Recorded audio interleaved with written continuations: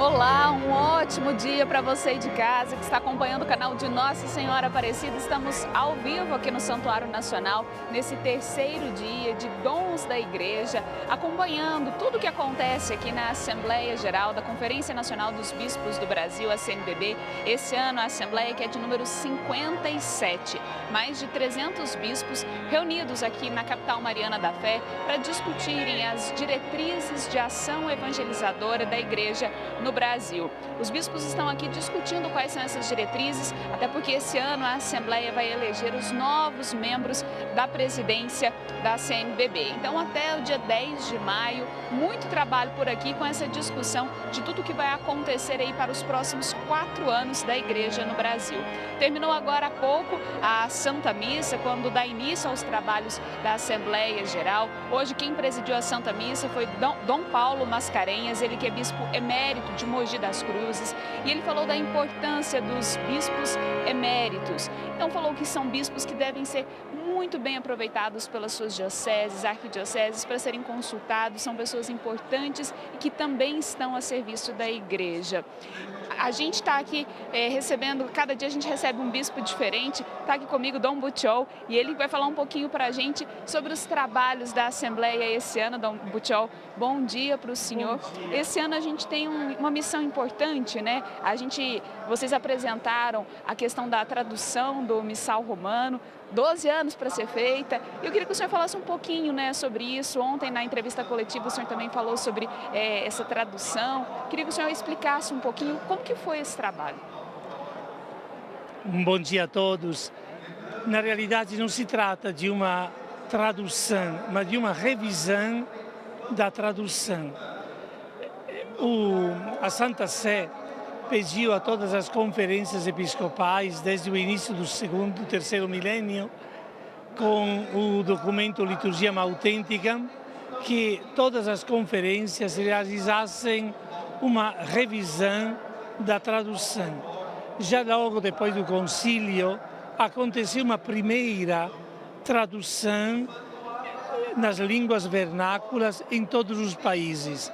No dia 7 de março de 1965, em todos os países do mundo, começou a celebração da liturgia, da Santa Missa, nas línguas de cada povo.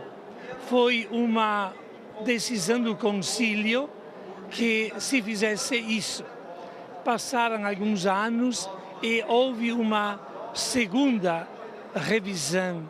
E agora a Santa Sé pediu e o Brasil realizou nestes anos a revisão a partir da terceira edição do Missal em latim, que saiu em 2002, com uma revisão depois em 2008.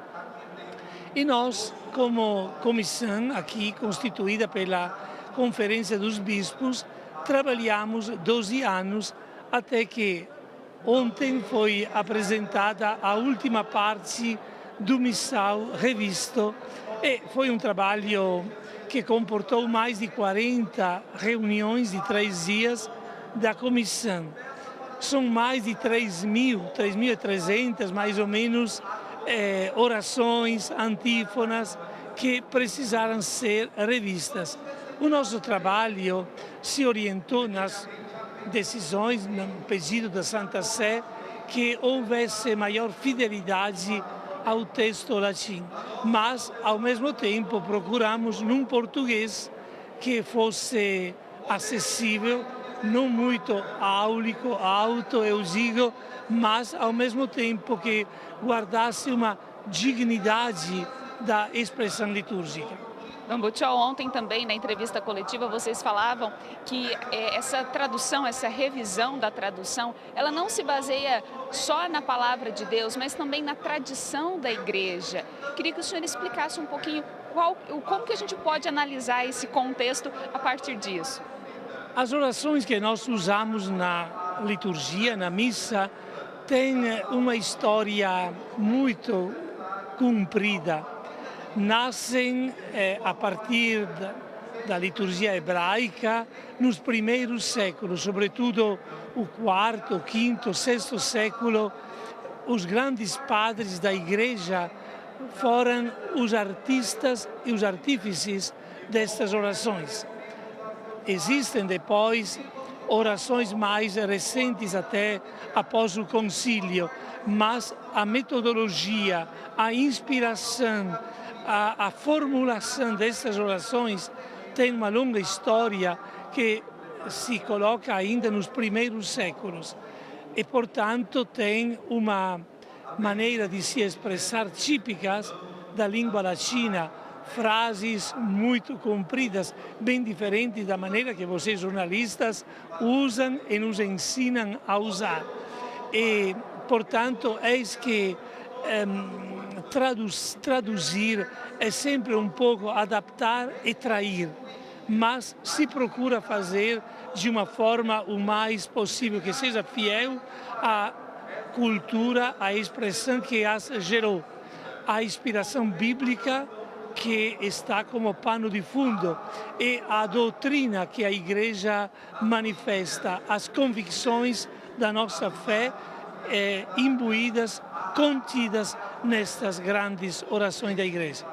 E para o senhor, depois desse tempo todo de trabalho, né, o senhor falou aí quantas pessoas, quantas reuniões, né, para concluir esse trabalho, como que foi a experiência pessoal do senhor de poder participar disso? Sabe, quando a gente trabalha, às vezes meia hora na equipe, na comissão, meia hora de estudo, de ver qual é o conteúdo, qual é a mensagem, tantas vezes nós dizíamos, olha, nesta oração está como resumida a temática de uma homilia, de uma pregação, de uma catequese, porque a linguagem da igreja é muito concentrada nessas orações.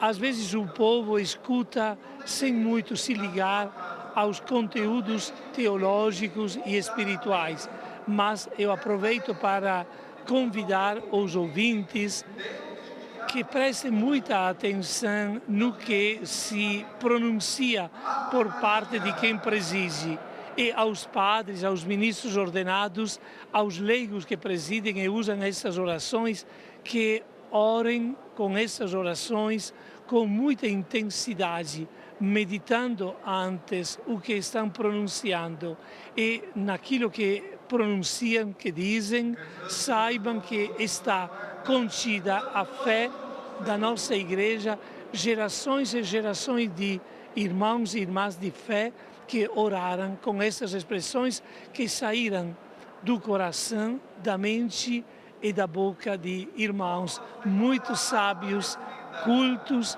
e espiritualmente ricos. Dom Gutiel, muito